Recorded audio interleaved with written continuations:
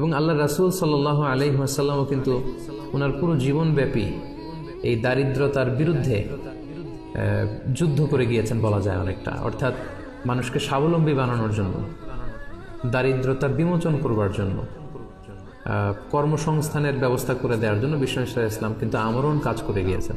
এবং তিনি নিজেও ব্যক্তিগতভাবে দারিদ্রতা থেকে আল্লাহ তাআলার কাছে পানাহ চাইতেন। সুনানে আবু দাউদের একটি হাদিস আমি এখানে উল্লেখ করতে চাই যে আল্লাহ রাসূল সাল্লাল্লাহু আলাইহি ওয়াসাল্লাম প্রায় এই দোয়াটা পড়তেন যে আল্লাহুম্মা ইন্নী আউযু বিকা মিনাল ফাকরি ওয়াল কিল্লাতি ওয়াল যিল্লাহ। এর মানে হচ্ছে, হে আল্লাহ, আমি দারিদ্রতা থেকে আপনার কাছে পানাহ চাই, আমি স্বল্পতা থেকে আপনার কাছে পানাহ চাই, আমি লাঞ্ছনা থেকে আপনার কাছে পানাহ চাই। যে আল্লাহুম্মা ইন্নী আউযু বিকা মিনাল ফাকরি ওয়াল কিল্লাতি ওয়াল যিল্লাহ।